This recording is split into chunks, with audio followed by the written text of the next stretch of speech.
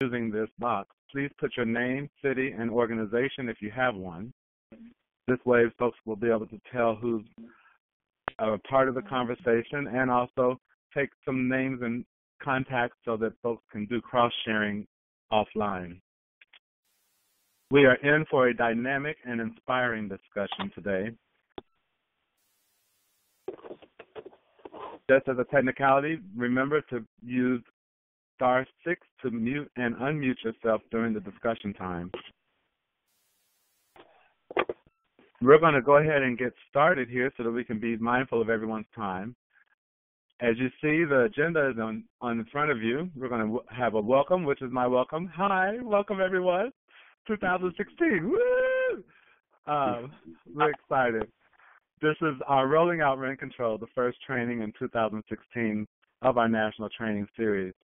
We are recording this call, so people can use this as a learning tool offline and share with each other. In the chat box in the bottom left corner there, please place your name, city, and organization. If you're part of one, this will let folks know who's on the call. The call will be 90 minutes. We will have so that we can have full discussion after the presentation from our presenters. Let's quickly review the agenda. We're going to start with the moment and why this call. Then we're going to hear presentations from 4 cities that are working with Right to the City and in partnership with others. Then we're going to have sharing the National Rent Control Toolkit, something that Right to the City National has put together. And then we're going to have discussions and questions and answers and comments. And then we'll follow with moving on to next steps, things that you can do with Right to the City, and if any of our presenting organizations have things that we can do to help support them as well.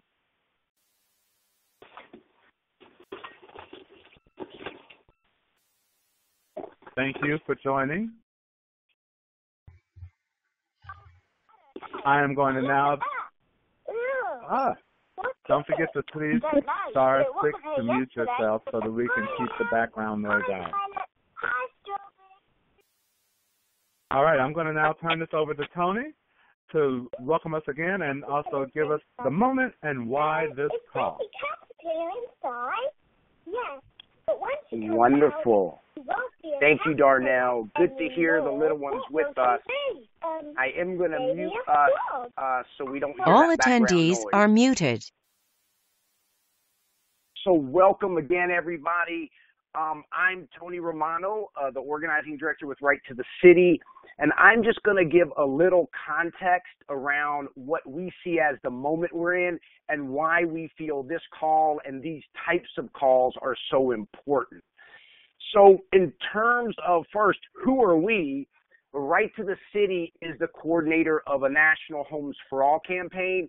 Many of y'all are active in it and are familiar with it. If you're new, welcome. We are a national campaign. Our core principles are very simple. Housing is a human right, and the housing and land justice movement is fundamentally part of the racial justice movement, and they can't be separated. We are growing every week. Right now we have 42 community groups that are uniting to help build this housing justice movement.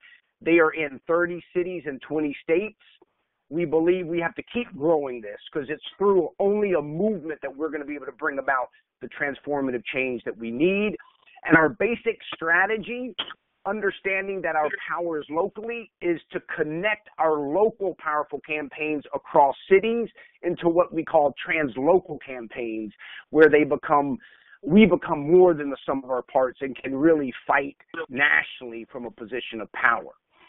In terms of the moment, we really experience and see, as y'all do, that the housing crisis is very intense right now, and we see it intensifying.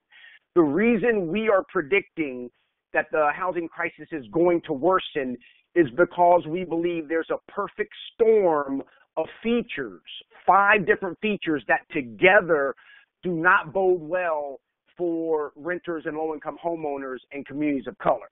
Those 5 aspects that are happening and we believe to increase over time are: 1, there's an increasing number of renters 42 million renter households right now. There is steady rising rents and increasing gentrification as we're all feeling wherever we are. While the rents are rising, our wages and income are declining. And that's making it harder and harder to get by. There's a shortage of affordable rental housing and an ongoing disinvestment from the federal government in affordable housing. And finally, Wall Street and big corporations are investing in land and housing more than ever because they see a lot of profit they can make off renters and off gentrification.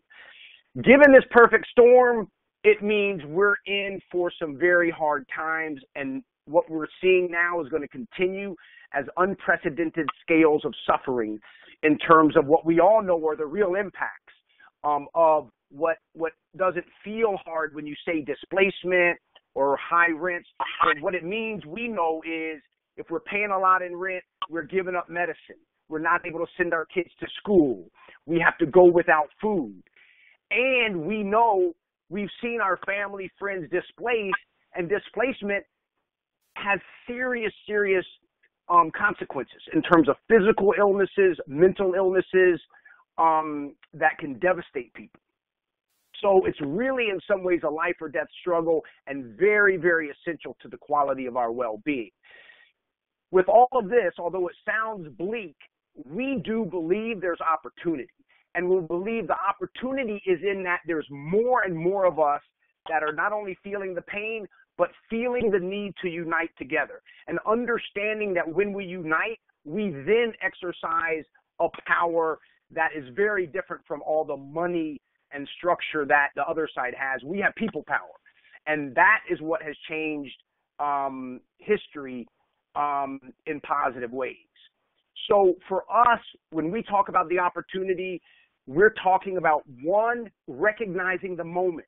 This is not 5 years ago. This is not 10 years ago. There's a real moment of opportunity that we need to seize. That means, one, we need to seize it. We need to be bold and creative. We need to keep doing what's working, but we need to be flexible and nimble to change our organizing strategies and models to fit the time. And we do believe, because millions and millions of families are impacted, we do have an opportunity to move our movement to scale in ways we haven't seen, but we're going to have to be creative. The purpose of this call is to connect with each other, to hear what each other's doing in your city, to learn, inspire, and benefit from what's happening, and to connect our struggles. What you're going to see today are presentations from 4 cities and very powerful community organizations that we believe are seizing the opportunity and are being bold and creative. So we want to lift them up. We also believe many of you on the phone are doing incredible things in your city. So the other purpose of this call is to give us a chance to connect with you, and you share your experience and wisdom with the rest of us. So with that said, I'm going to turn it back over to Darnell so we can start hearing from our wonderful presenters. All right. Thank you, Tony. Just so you know, we've just been joined by about 14 more folks, so we have now crossed over the 120-person mark on the call. And for those that didn't know, my name is Darnell Johnson. I'm the regional coordinator for Right to the City based in Boston. Our first presentation today is from California. Hi, y'all over there. We have Aimee Inglis from Tenants Together, Duane from Alameda Renters Coalition, and a member organization of Tenants Together, and Catherine Pauling from Alameda Renters Coalition. Welcome. Take it away. Yay. Thank you so much, Tony and Darnell and everybody at Right to the City and everyone who's on the call. I just want to check and see if my Alameda crew is here and unmuted. Duane and Catherine, are you guys almost ready to go? Duane's here. I'm not sure if you are hearing me or not. And we heard Catherine earlier. Great. Awesome. Yay. All right. So we have the entire state of California and city of Alameda representing on the call right now. And just to give you guys some context about who Tenants Together is and the work that we do really quickly. We formed in 2008 as a kind of a coalition of different groups all over the state, mainly groups that had advanced tenant protections in their own city in the past that had some base of renters. So like City of Los Angeles, San Francisco, Oakland, places like that, generally places that have rent control and just cause and have been active to defend those things for decades now. So it's kind of a formation of that, and then also this realization that we need to expand renters' rights in other parts of the state. So California is weird in that we have places that have great tenant protections and are really advanced, but then other places where there is no additional tenant protection, there's no rent control, there's no just cause, and people are getting displaced and rent increases are rising. So we kind of, as part of our the way that we could contribute to what's happening in the crisis in this moment and solving it was in creating a rent control toolkit. So we have, member organizations, attorneys, namely our legal director, Leah Simon-Weisberg, has been doing tenant legal work for I think nearly 20 years now, and has had a big hand in developing this toolkit and the policies that are within it in collaboration with other organizations throughout the state. So we took what we knew, from having passed and defended rent control from 30 years, and then tried to create a toolkit to make that happen in other places. So because we were seeing a lot of folks demanding it, and now for this new round of people calling for rent control, some of the things that we thought we needed and we kind of learned from the different results that happened about 30 years ago, getting, wide variety of laws all over the state, from mediation-only programs to really strong, vacancy control in Santa Monica and Berkeley, having those undermined in the 90s. So there's a lot of history there, and part of that is in the toolkit and lessons learned in that history so people don't replicate mistakes. So we wanted to find consistent messaging and best practices, and that's why we decided to put our heads together and do this toolkit. So different stuff of what's in it, obviously educational tools so people can get up to speed on what is this policy, why is it important, outreach materials so you can, start knocking on doors, tabling, start talking to people about the policy, guidance for policymakers because, city council always wants to see that you know what you're talking about, and so here's some of those tools, and then talking points for talking to the media, also social media tools as well, like this little meme that we created of the superhero kid who's going to pass rent control in his or her community. You can't tell. So that's what the work that Tenants Together did, and then to that end, also I wanted to give the rest of the time to one of our member organizations in Alameda Renters Coalition, who's in the middle of a campaign right now, and who we've who did great grassroots organizing and mobilizing a base, has done a lot of great work, who we've been assisting with technical assistance throughout. So I'm just going to flip through some images while Duane and Catherine take the lead on telling the story of their campaign. Hi there, everyone. Duane Moles here from Alameda Renters Coalition. Everybody hear me okay? We hear you loud and clear. Yeah. Okay. So just a background on our organization. We sort of really started almost as a self-help resource organization based in social media out of Facebook about a year and a half ago. For those who don't know, Alameda is sort of this little island, a relatively conservative by Northern California standards town that hugs right up next to Oakland and is across the bay from San Francisco. And as we felt the pressures of the housing crisis pushing further and further, we suddenly saw the kind of stuff that I think everyone's seeing everywhere, rent increases through the roof and evictions. We had no protections in this town at that point. And so we started as a self-help group to really kind of help people try to navigate what little bit of resources there were. There was a mediation process in town, but it was non-binding, so it didn't really help any renters at all. Very shortly, some months into that process, we realized that we did need to move on to some real legal protections, that the mediation process wasn't going to actually keep renters in their homes and was not going to, help fight this the displacement that we were seeing just day after day after day. The sort of turning point for us was taking that social media crowd. We had about 1,000 people at that time, and got a petition for a moratorium, temporary moratorium to cap rents, and we quickly got 1,000 signatures in like a day.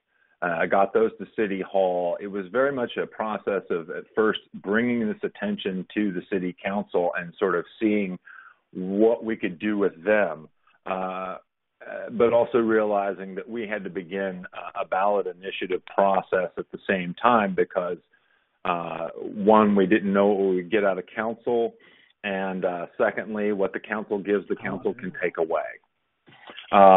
So once we had managed to get the attention through the petition, to get the attention of City Council, you can see the slide there. We set up a tent city in front of City Hall, which drew a lot of media attention.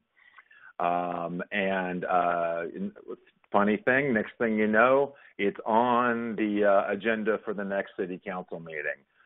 So we really had to use an event like that, reinforced by the numbers that we had on the petition, to really get the council to even address this.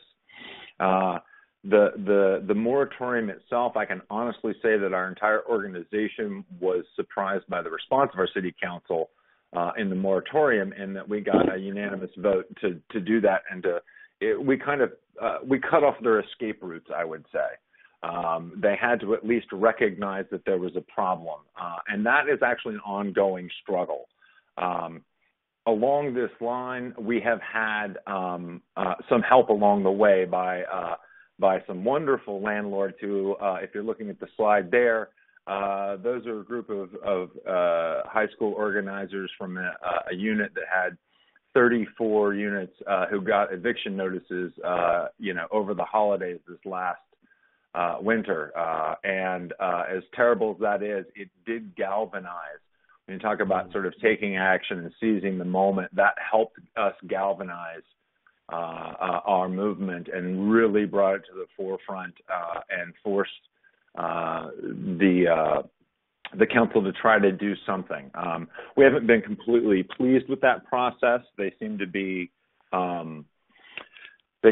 stuck on the idea that somehow they can mediate and arbitrate their way out of this crisis, rather than being able to take a strong political stand and say, this is an acceptable rent increase, and these are the type of just cause protections that are needed.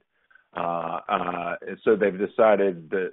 So we're working on them. We have this continuing two-prong approach right now, in which we are working with council to get as best results we can out of them in the interim, and are working on the process to get a ballot initiative going that will be on the ballot for this November.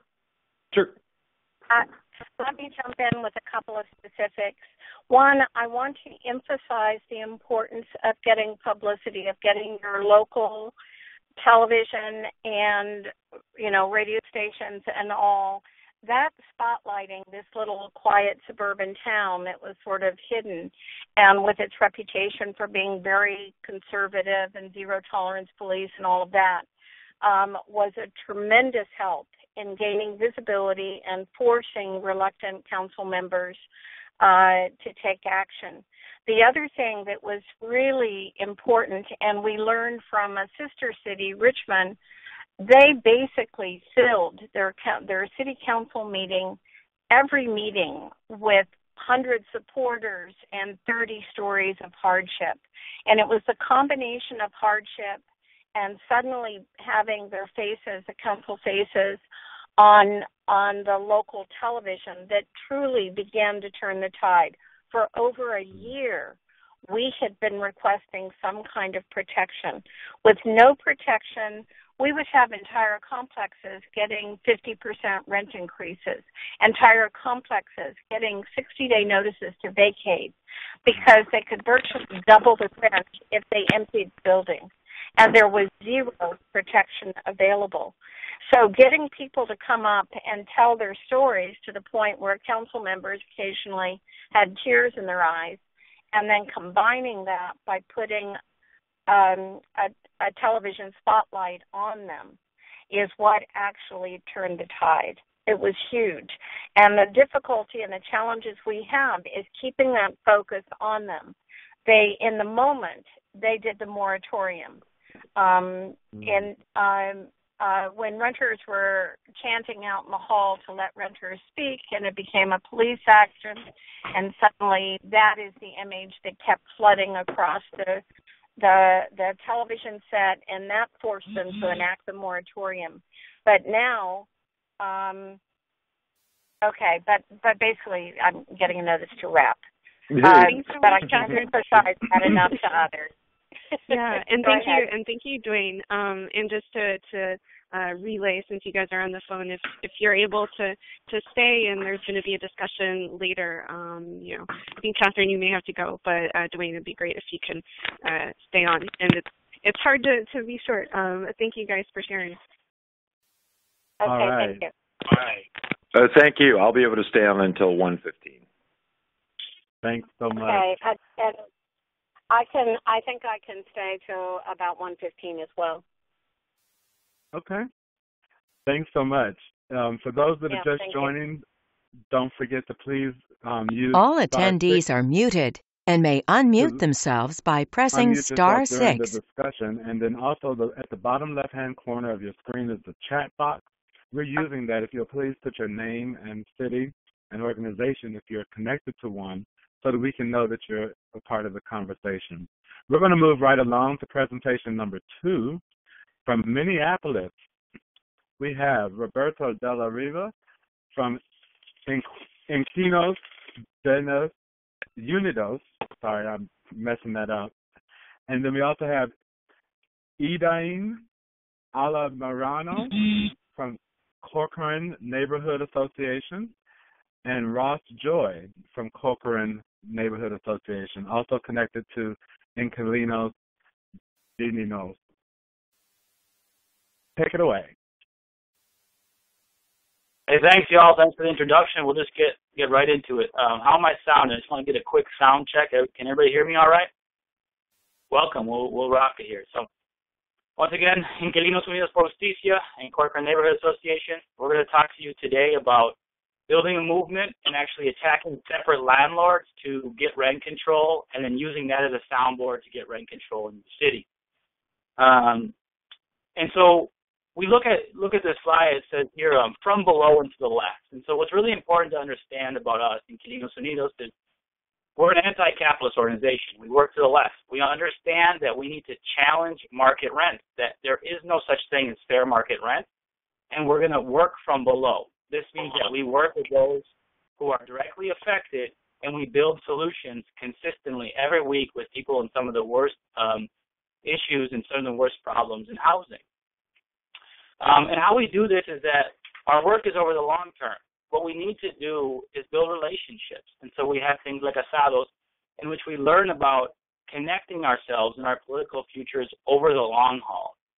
I'm going to pass it over to Ross here. So over the past year, 2 years, we've done a ton of door knocking. The primary purpose is to build those relationships. Too often the market isolates renters. Neighbors don't know neighbors, and that's got to be our first step, is breaking down that isolation and creating lines of communication if we're even going to move forward.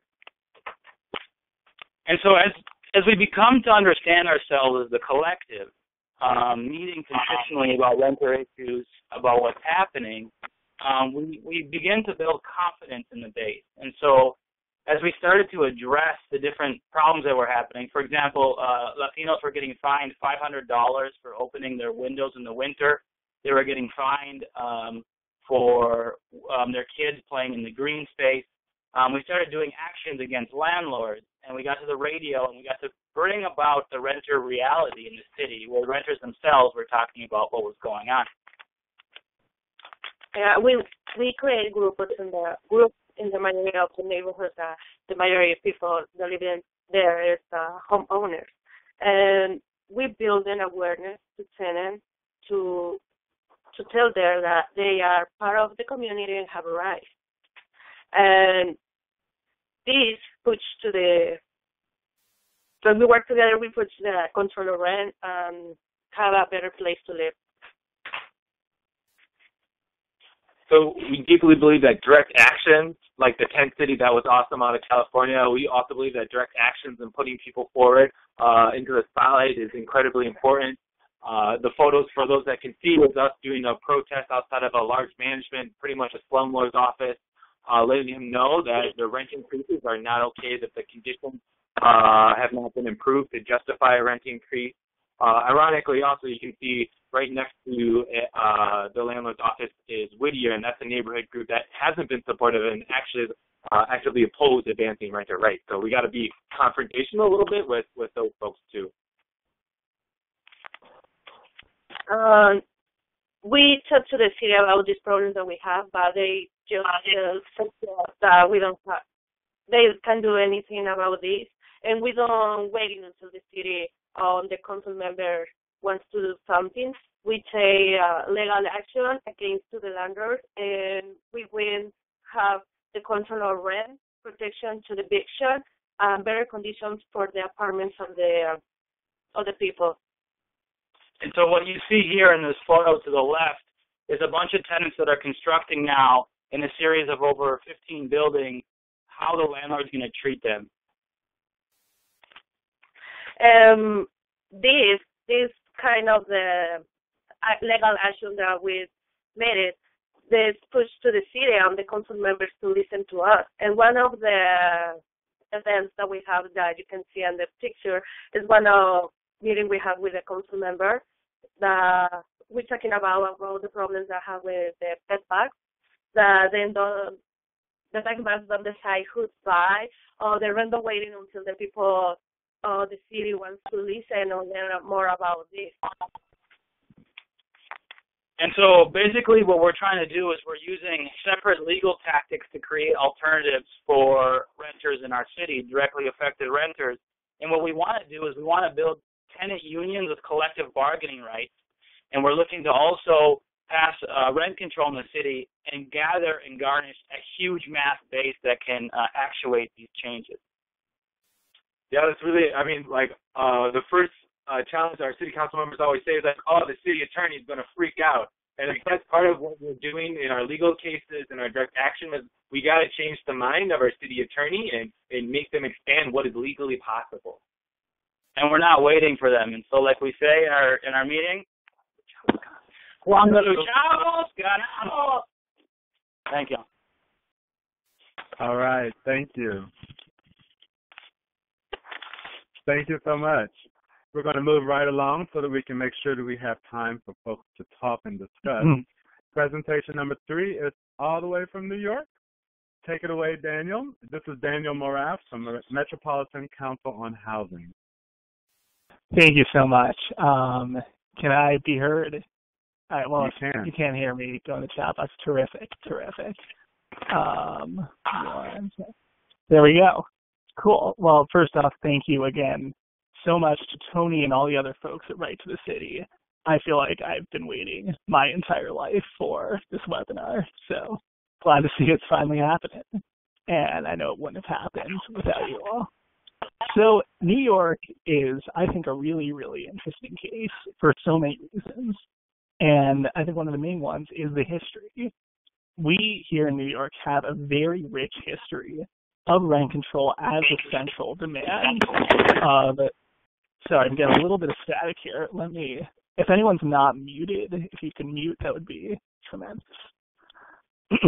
So many of our most powerful organizations are organizations who have done the best organizing directly among tenants, the Socialist Party of New York, Met Council, all the way up till today.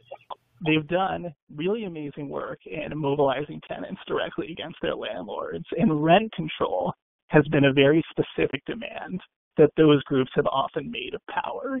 And again, you see what I think is a very encouraging cycle where those groups and those tenants raise up rent control as a central demand, exercise the power that they have built collectively.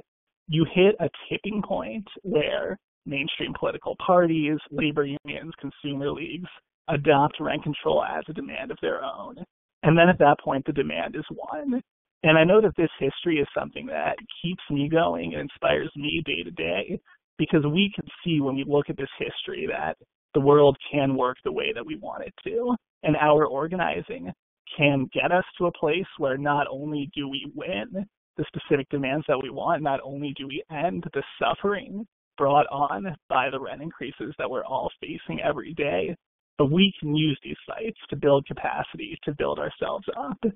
And so there's this really rich tradition that you can see in this history and see in these organizations listed here of people doing really great organizing of tenants directly against their landlords. And, you know, I see in the chat box that we've got representation from Mayday Space, a new group that's carrying on this tradition. We have groups like Crown Heights Tenants Union, CASA, and even Met Council on Housing who carry on this tradition.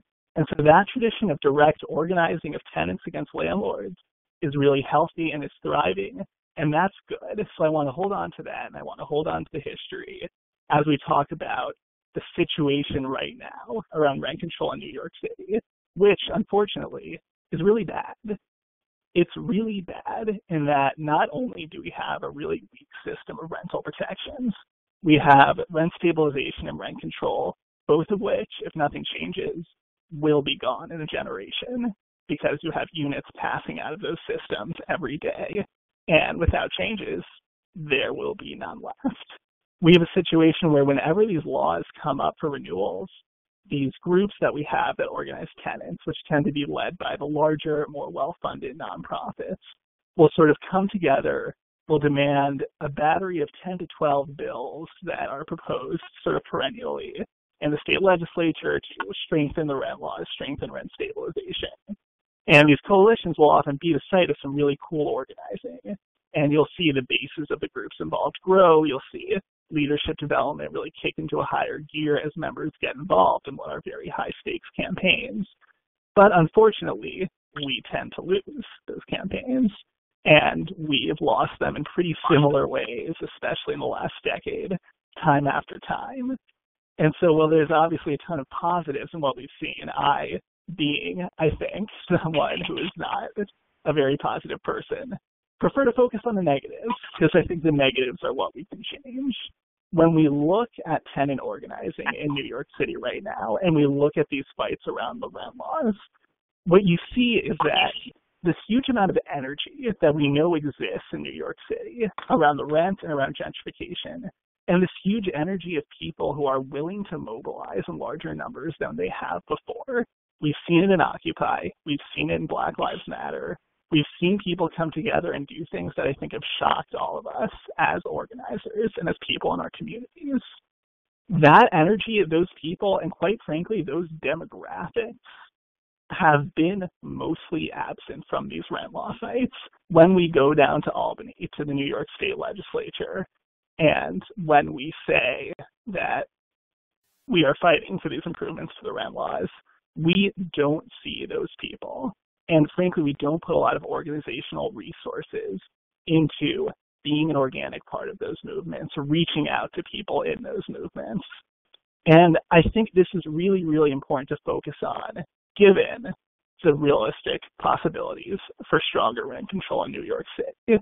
And this part of the analysis, I think, is pretty common across the United States, and that all of us face an opposition that is extremely united and coordinated and well-resourced. And we all know that without the kind of work that our organizations are trying to do, without that work being successful in ways that will, need to surprise us, we will need to succeed to such an extent that we all surprise ourselves. We will need to trigger that kind of mass mobilization that we're looking for.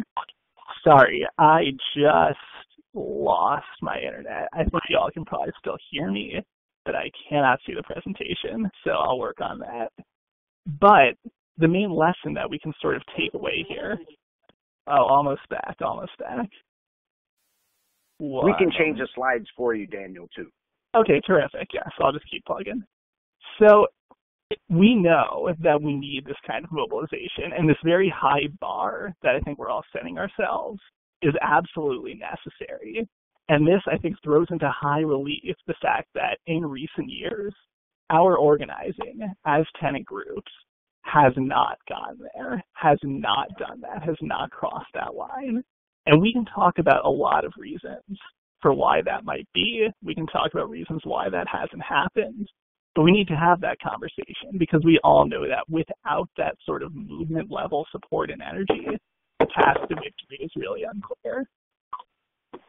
So for those in New York who are curious about where this is going and how we're going to get to this very high bar that we're setting for ourselves, I think since the summer of 2015, a lot of groups involved in these fights have been sort of licking their wounds a little bit from the fight for rent law renewal that we all went through. So we at Met Council and other groups who we've been working with, and quite frankly, anyone who wants to be a part of this process, are just starting to begin this process of gathering the tenants we're organizing, gathering the organizations who've been doing this really good work, the kind of work that I think Inquilinxs, Unidxs is modeling really, really well, and bringing them together and talking about, well, is what we're demanding the right thing? Are there specific radical demands that rise to the level of the crisis that would be appropriate? And so this process is just beginning and no decisions have been made. But what I'll say is that this idea of rent control for all, and this idea of rent control as a unifying campaign, is something that's really captured the imagination of a lot of us, and something that I find really inspiring. And when I look at things like Fight for 15, and I look at things like the fight around the DREAM Act, and we see that these were movements that combined really hard-nosed, on-the-ground organizing with the sort of mobilization energy that we can all see now is possible, that's really exciting, and that's really inspiring. And it's something where when we start to think about, well, is it most strategic to demand something that is smaller and more technical that maybe we can win tomorrow, but that could not possibly draw in that kind of mobilization? Or maybe it's strategic to strengthen our demands and focus our demands and fight for things that even if we couldn't win them tomorrow, even if we couldn't win them 6 months from now, do help provide that goal that can mobilize a lot of people and can turn the 20, 30 people in all of our bases, can bring us from a situation where we're turning out those 20, 30 people to those 20, 30 people are organizing massive mobilizations around rent control as a goal. And this is, I think, a shift within the tenant movement in New York City. It is a shift more broadly across the way we've dealt with housing in a lot of cities. And I'm just so happy to see so many people on board today. And I really hope that a year from now, we have all surprised ourselves. Thank you. All right. Thank you, Daniel. We will go right into our next presentation. From Seattle, we have Hana Alicic from Washington State Teachers Union and Adam Ziemkowsk from Legislative Assistant with Seattle City Councilmember. Take it away. Uh-oh, muted.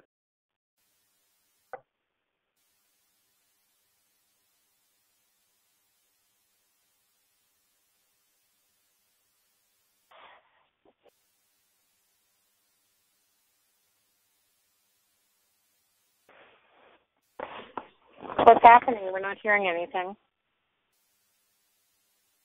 Oh, nope. Hana, we can't hear you.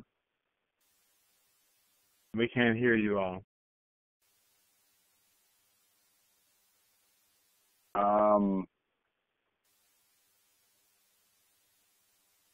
Can you hear us now? We can hear you now. Cool. Thank you. So we're going to start just by giving a little bit of background about Seattle. One second, I'm going to hang up our other line. So like most other cities on this call, we've been seeing some really huge rent increases. In 2012 and 2013, we had the honor of having the highest rent increases in the country, and that trend has really continued. Over half of our residents are renters, so this is really affecting a huge number of people in the city. And the city is becoming increasingly unaffordable for working people, and even people who are not necessarily low income, moving up into affecting middle income people as well. And we're already seeing really rampant displacement going on around the city. So we're going to give a little bit of background about the laws in Washington, and I think this is the situation in a lot of places. In the early 80s, when Reagan was first elected, we saw a state ban on rent control, and so there hasn't really been a lot of movement since then.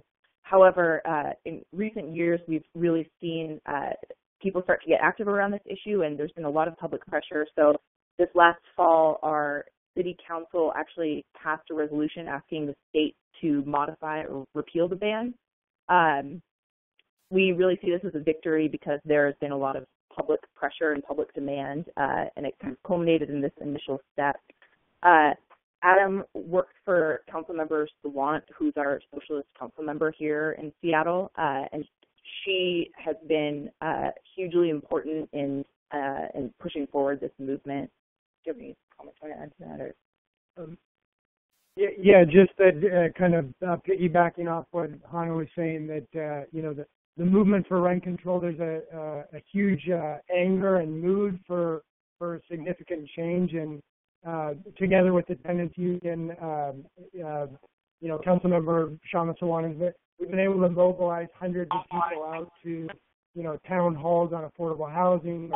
We have a rent control debate with more than 1,000 people. And this movement has been really useful for kind of making gains in other things like expanding tenant relocation assistance, or getting the city council to take more measures to address the increasing crisis of homelessness.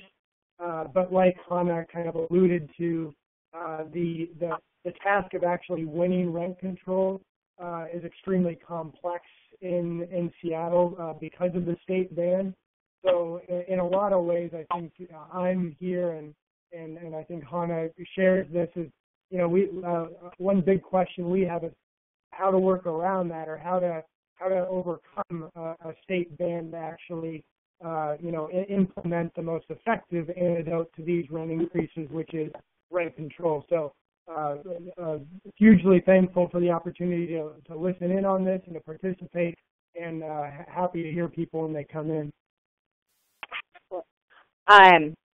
So this next slide is basically showing that there's a potential that we're going to need to take this to Olympia, which is our state capital. However, we're still in the initial stages of creating a campaign, and we are curious to hear about what workarounds other cities have found. The really positive thing is that there are a lot of different groups and individuals that have come out in support of rent control. We haven't really seen a concerted effort yet. This is really similar to what we've heard as being the situation in New York. We think that's really important to make sure that there's a lot of coalition building going on, and a lot of uniting of different groups to start working on this issue and keep it in the public eye in a more organized manner. So, cool, thank you. Okay. Thank you so much. For those that joined on, don't forget to use the chat box at the bottom to let us know your questions. I'm now going to turn this over to Tony, who's going to take us through the toolkit that Right to the City has put together that helps support campaigns on the ground and some of the organizing on the ground. Take it away, Tony. Thank you. And I know I'm the last person that stands between all of us and a very vibrant, wonderful discussion, so I'm going to keep it very short. Thanks to Tenants Together in California, we had a model rent control toolkit to build off of. Many of our groups and folks around the country have been asking, can you give us tools of how to fight and win rent control based on what other people have done, what we've learned, ideas we have? So thus we adapted the California Tenants Together toolkit into a Homes for All national toolkit, which we are unveiling today. So one, we hope this toolkit will, one, help support initiating new rent control campaigns and strengthening existing ones. Two, whether you're going to fight and win a citywide rent control this year or not, we need to start putting out these powerful ideas and demands now. So it helps us to think about ways to do it. And then lastly, it provides concrete materials so you don't necessarily have to recreate the wheel.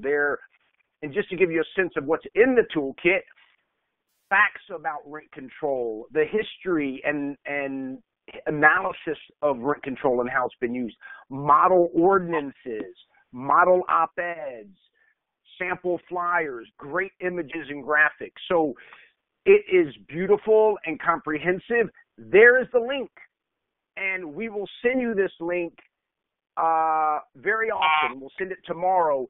So I'm not going to take up our time on going through the entire toolkit. We can have other spaces where we get deep into how to use it. The beautiful of Homes for All is there's working groups, and there's a rent control working group, and you can be part of that to continue the work and the dialogue. But big shout out to Tenants Together for building the foundational toolkit, and we now have this national rent control toolkit to share with everybody. So with that, let's take it back to y'all. Thank you so much, Tony. So now we're going to open this up for discussion. I want to remind folks that this is not a one-way street and that things are happening in your communities and other communities. This is a chance to share some of those experiences and share best practices. If we can focus our questions and thoughts around some of the presentations and rent control, knowing that throughout the rest of the year we'll have other opportunities to talk about other campaigns and other initiatives that also look at housing justice in your area. Please use star 6 to unmute yourself or to mute yourself. And we will start with some questions. Me and Tony are going to go back and forth capturing some of the questions that we had from the chat box.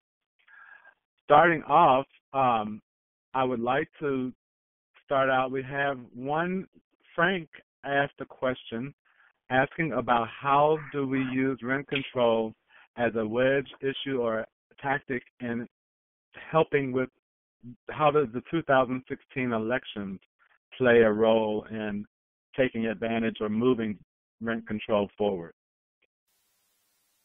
Does any of our presenters, have you all had experiences with trying to connect this to the 2016 election?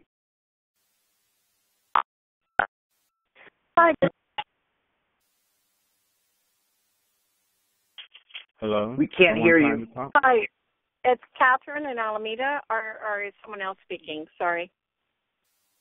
Go ahead, Catherine.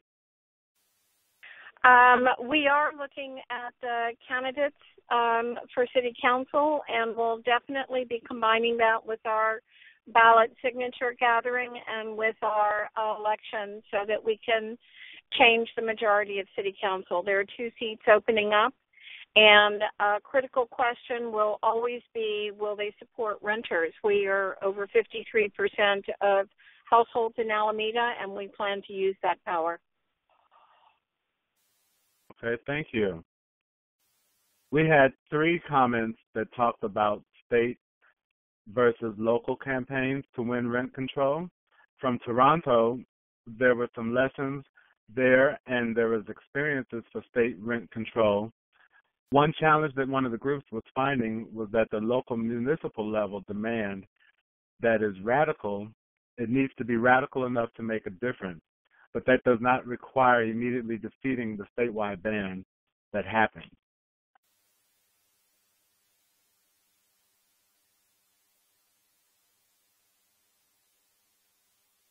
Don't forget to use the chat box to your lower left-hand corner to add some questions to our queue. And Darnell, there was a question, is the toolkit translated in Spanish? Not yet, but it's coming. We will be working on that, and we're looking for folks who can help us with the translation. So that is on the map.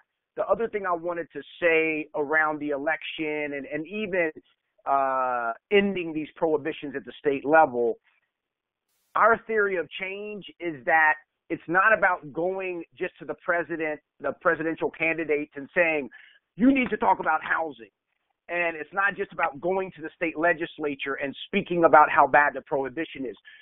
The way they're going to start changing and speaking differently and making new laws is when they see thousands and thousands of renters in the streets fighting. And they hear about what's happening in Minneapolis happening to landlords all over the country. And they see movements declaring a need for rent control. So we really think that one thing that's important about the presentation is the creative use of rent control. It's not just about immediately fighting for a city ordinance. You can fight landlord by landlord.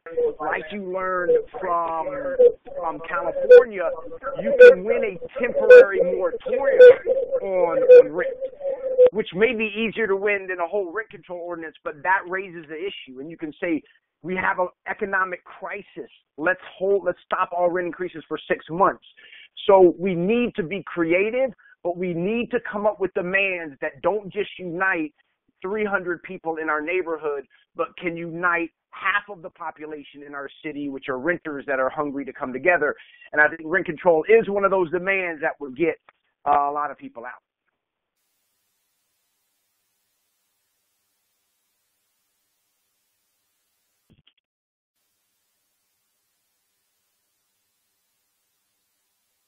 We have a question that came in from Rashid. Tenants Together, you have some folks that are in Alameda and wanted to know if you all do organizing training. They would like to benefit from grassroots techniques and strategies. The quick answer is yes, Rashid. And we believe that in this movement moment, folks like you who may not be part of an organization or may not have a housing justice organization in your community or city, we are developing support and mentorship and tools to support you in starting your own Homes for All chapter, your own housing justice group. They need to pop up all over the place, and there's lots of folks like you, Rashid, who are ready to fight. So the answer is yes, and joining Homes for All, we can plug you in with that support.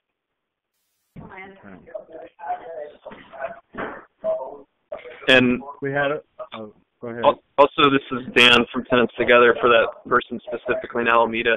Yeah, there are trainings that we can do, and actually I believe that Alameda Renters Coalition is doing a training this Saturday as part of one of their regular meetings.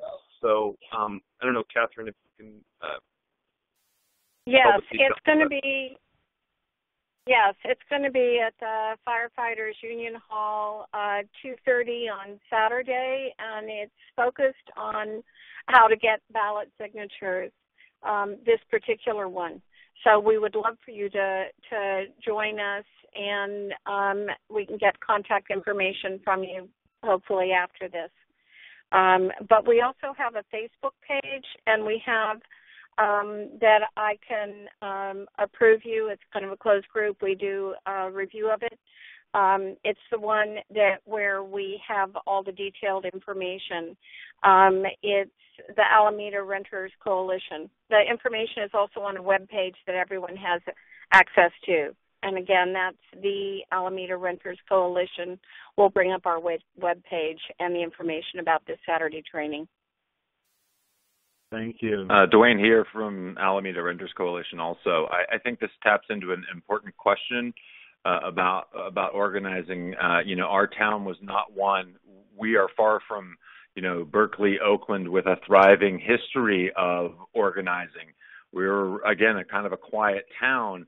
And so as Catherine talked about, social media was a really big part of us beginning to even realize I guess a group identity, that was a first step for us.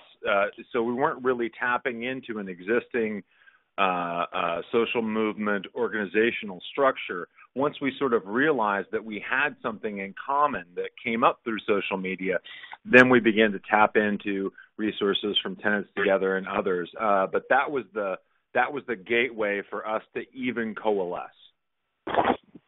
And because the numbers are so large, we have gained endorsement by the unions, and that is a huge, big next step to hopefully being successful at the ballot. Okay. We had Aaron from Detroit asking what are some thoughts, ideas, or strategies that combat this dominant narrative that any development is good development. Do you all have any suggestions or ideas?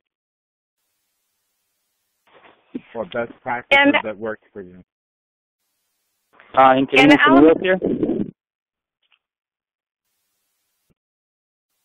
Hello? I wanted to answer. Oh.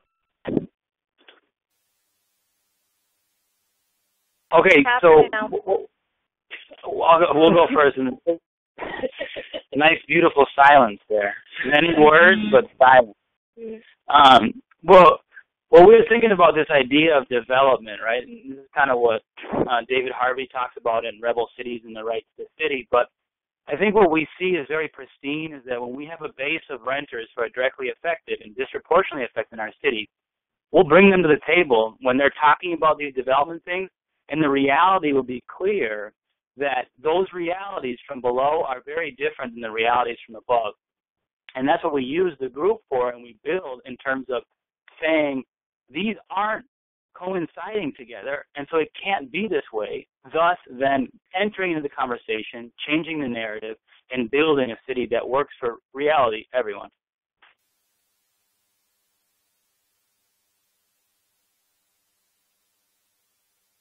Thank you. Catherine in Alameda, a group called Renewed Hope actually brought suit against the city for not building multifamily units and not including for low income and moderate income. And they actually won the suit based on state law and are now involved in planning with new developments that come to town. So there are ways to combat it. They did it, they fought it, and they did it long enough to actually prevail. Again, it involves engagement. It involves gaining knowledge of the legal system in order to and having powerful allies to build and to fight. So this coalition is part of that.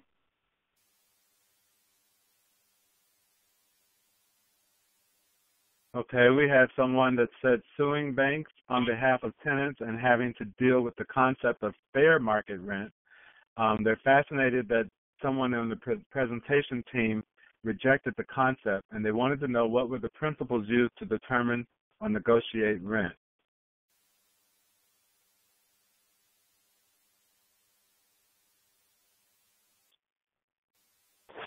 The main concept is CPI. Oh, go ahead.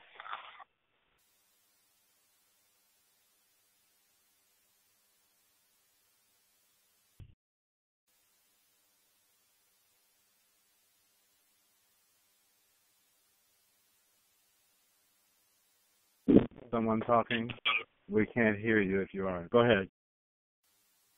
Could you just repeat the question one more time, please? One of the presentations talked about suing banks on behalf of tenants and having to deal with the concept of fair market rent, but that the concept of fair market rent was what you were dismissing, and they wanted to know what were principles used to negotiate or determine rent. Of course. Sure. So this is Ross.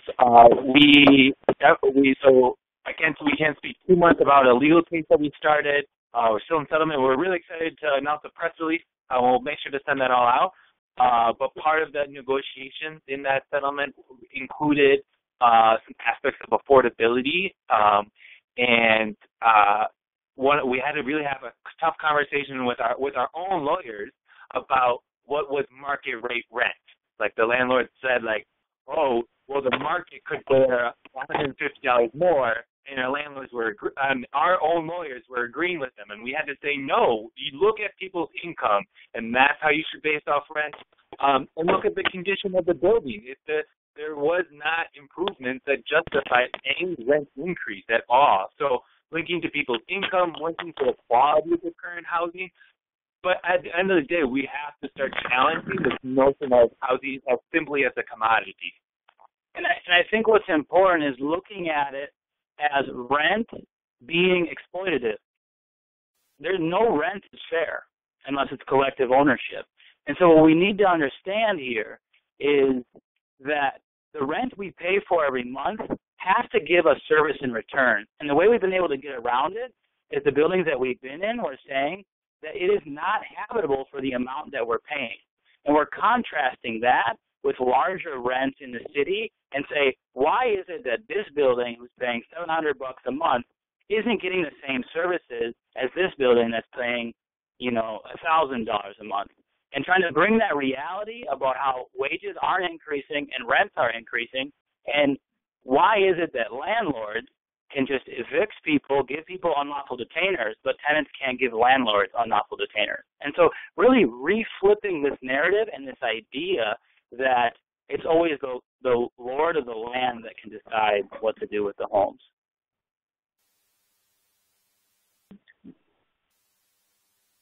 Have any of you all had experiences in dealing with small property owners versus corporate owners and dealing with rent control? I think a lot of this is based on what we see here in Boston, that a lot of corporate landlords are the ones raising the rent beyond, and following suit are some of our smaller landlords. And so I think the question is around how are you combating the difference between big corporate landlords and smaller landlords? Duane from Alameda Renters Coalition. This has been a particular issue with us. We are surrounded by cities that do have rent control. So as an investment property, Alameda has been seen for a while as a place where if you're just looking at it at the bottom line, there's no cap there. So we've seen a lot. What had been a traditionally small owner, small town kind of situation, we've seen waves over the last 3, 4, 5 years of corporations coming in, buying up a lot of these properties, and then literally seeing 20, 30 to 50% rent increases on those properties. This has been a tricky political negotiation for us. Because when the opposition circles their wagons, one of the things they want to do is say, how do we help renters but protect the mom and pop, as they call them, organizations? And so this has been a bit, again, in negotiating the particular politics of our town. This has been tough. But we had to stick with a program of saying, these are the best protections for all renters, and to fight this idea that they wanted to say carve out exemptions for small owners. But then we're really talking about creating two classes of renters in town with certain protections for some and not for others. But it has actually been those guys, again, bad actors. These corporations have actually given us the fodder to use in the media, which has been, despite their kind of egregious actions, have been actually useful as far as galvanizing a movement. Okay, I think this there's is another. Catherine. I'm going to have to go. Okay. I think just in response to these sort of conversations about rent and what is a fair rent and how do you set that with the city, I think often, especially as our groups become more powerful and come into conversation with the city, you get a lot of pressure from your partners in city government to start couching your arguments in terms of that and to make your arguments sort of very technical and to really appeal to those sort of ideas of fairness, and our solutions can get, I think, more technical, and I think our rhetoric can get more technical. I think it's understandable what how that happens and why that happens. I just think it's really important to remember that the people we're organizing, not only are they seeing rents, but through their rent, they're seeing just how unfair and how screwed up and morally wrong and economically baseless the system is. And having messaging that speaks to that is as vocal as possible about the fact that your rent is too high and that that's what we're fighting and that is the window into a broader critique of this very idea of a market is just so important. And with rent, we have such an opportunity to get people thinking in some really interesting ways about markets. And all I would say is don't ratchet down, ratchet up. Mm-hmm. Can I jump in to make a comment about the corporate landlords versus smaller landlords? Yeah. Yes, who are you? It's Maria Cristina from City Life Vida Urbana in Boston. And Great. To us, an important way to try to reframe the argument is owner-occupant landlords, versus bigger landlords that may be corporate or they may be sort of a small-time quote-unquote investor, but that we try to stake out that owner-occupants who live in their properties, because we have a lot of multifamily properties in Boston. I don't know about other cities.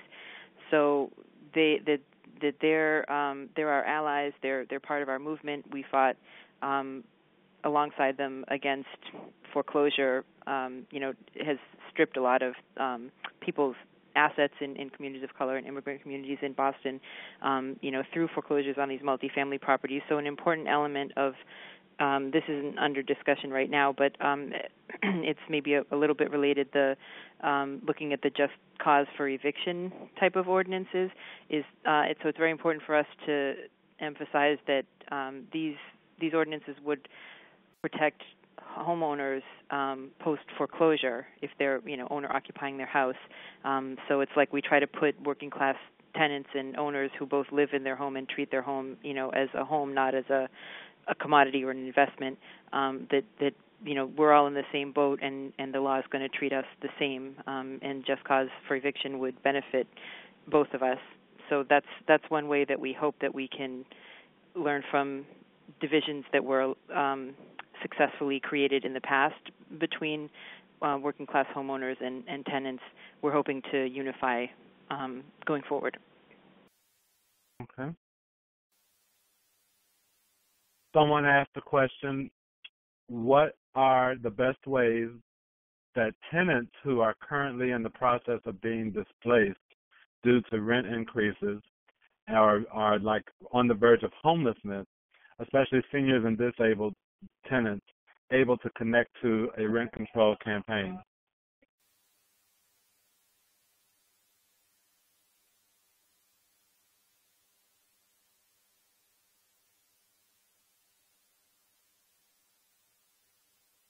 Anyone want to?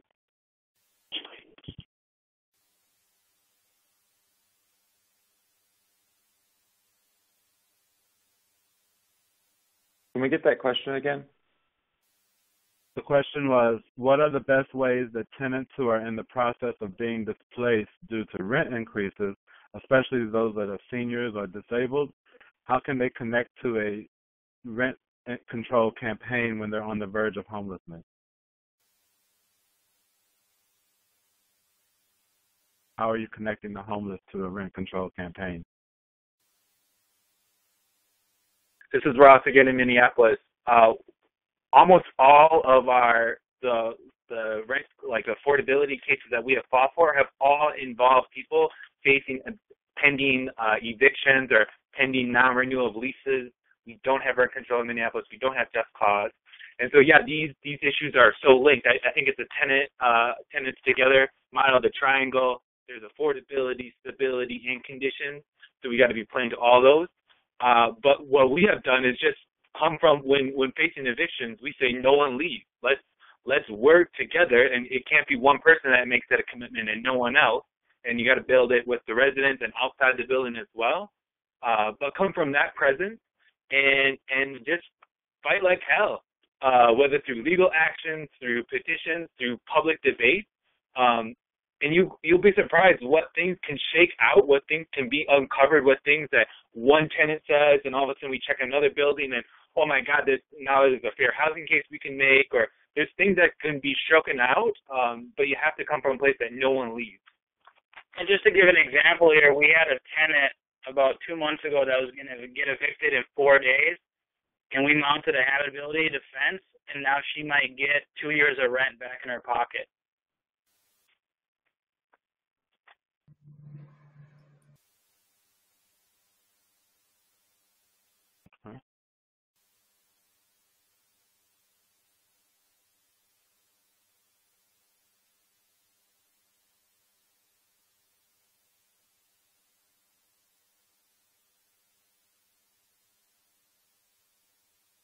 Okay, Lane from Ohio asked, we are fighting to challenge the Democratic Party establishment to hold us accountable in a real democratic way.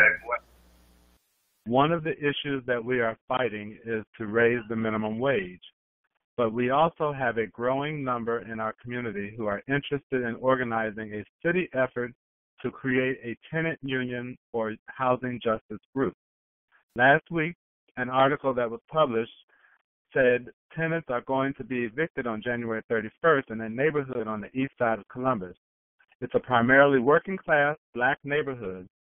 The question is, what is the first step to take? How do you organize our community to fight tenant evictions, especially without a tenant union or housing justice group already in existence? Suggestions for startups.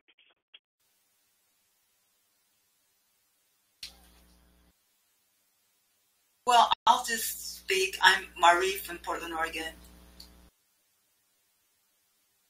What we did was I set up a website called Tenants Priced Out, and just began talking about the issue and writing a post about what was happening. And then people started to write into the website and to talk about what was happening to them. And then I started videoing people's stories and taking them down. And then there started these chat groups on Facebook, and I joined several ones of those. And so over time, people started to discuss these issues and then gathered together. And so Portland actually has started a Portland Renters United, and actually a couple weeks ago we were able to intervene with the senior who was in court and was getting a no-cause eviction, and we intervened, and now he's in his apartment, and they reversed the eviction. But I just think it starts really one person at a time.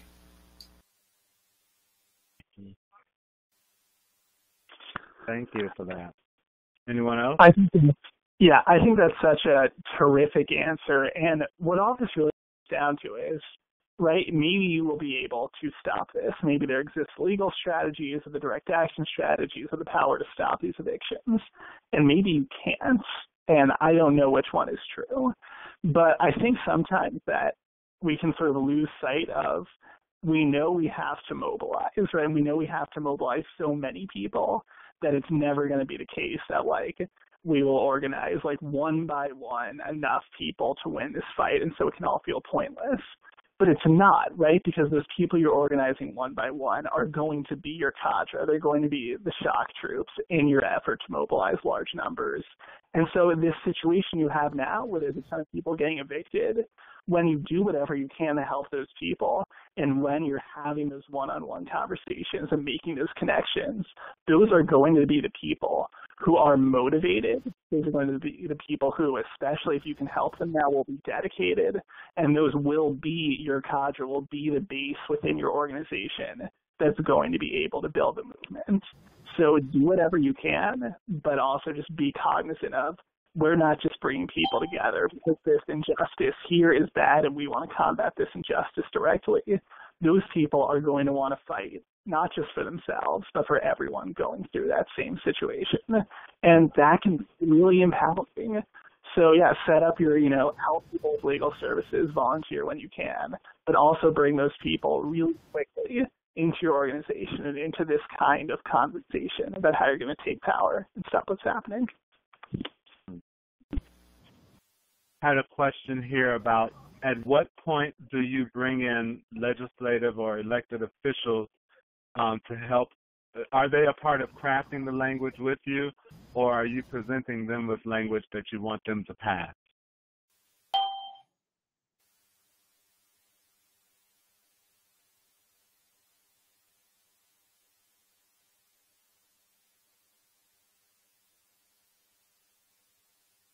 Did I lose the call?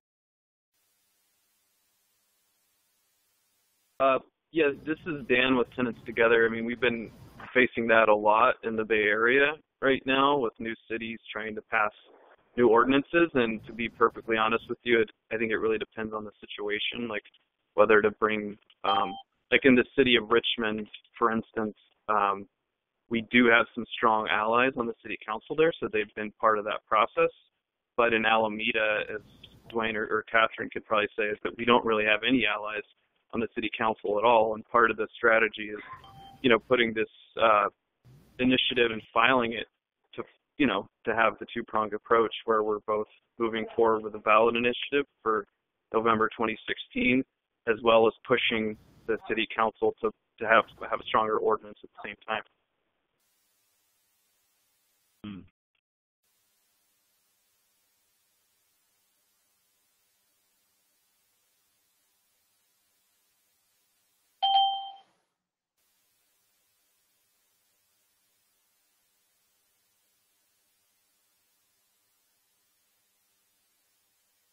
Have any of you all had experiences in connecting rent control to other campaigns such as Black Lives Matter or Occupy?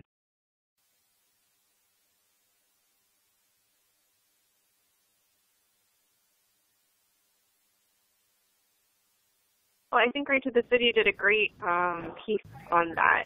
I think it was a few months ago, connecting the fight, not specifically for renters, for rent control, but renters' rights with Black Lives Matter. I would just say that during Occupy, there was that was in the middle of the foreclosure crisis, and there was a lot of folks who got involved with us, Tenants Together, as fighting back against foreclosures, and Occupy Our Homes was a big part of that here in California and in San Francisco, and that was a huge movement that we were able to kind of ride that wave and get more people involved long term. Especially in the city of Merced, we had a good campaign, though right now it's not in a great state, but it was a good campaign to pass like a just cause for eviction law after foreclosure, and built a successful chapter there. So that's part of our story is that connection. Mm-hmm.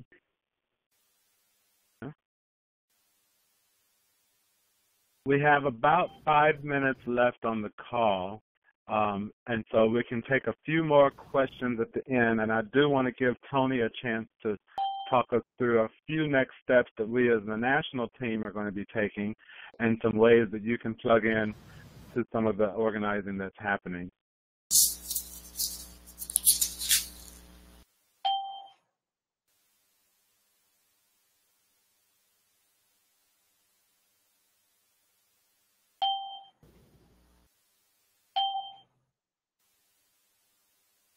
I'm not seeing another one in my queue. Tony, you want to take us through next step? Yes, so amazing conversation. So first is this conversation cannot stop and it must continue. So immediate next steps that we are committing to as Right to the City and Homes for All is tomorrow we will send out a recording of this webinar. So y'all can review it, so people who weren't on the call can check it out. We also have a link where you can check out the PowerPoints from the different cities and other campaign materials that they're including from their different fights. The Rent Control Toolkit is available now online. We'll continue to share that. The chat box transcript, where a lot of good ideas and questions and wisdom was shared. We'll give you a transcript of the chat box tomorrow. So all that's coming tomorrow. Longer term, this dialogue has to continue. We're going to host once a month, the last Wednesday of every month, a conversation like this on some very critical issue around the housing justice movement.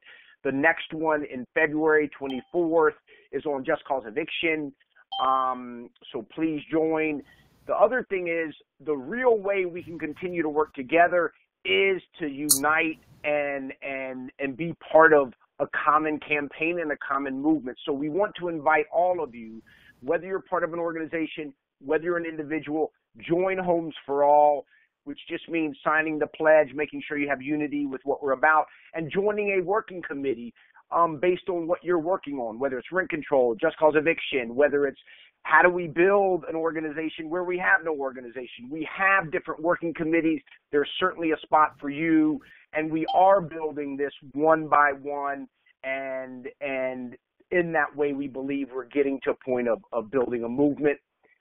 I want to give a really big thank you to the 4 presenters and the very inspiring work they are doing in California, Seattle, New York, and Minneapolis. I also want to thank all of you on the call. Y'all are the ones that brought a lot of experience, wisdom, and good questions and comments to the mix, where we all learn from y'all too. So thank you. We look forward to this continuing and look forward to working with y'all much more deeply.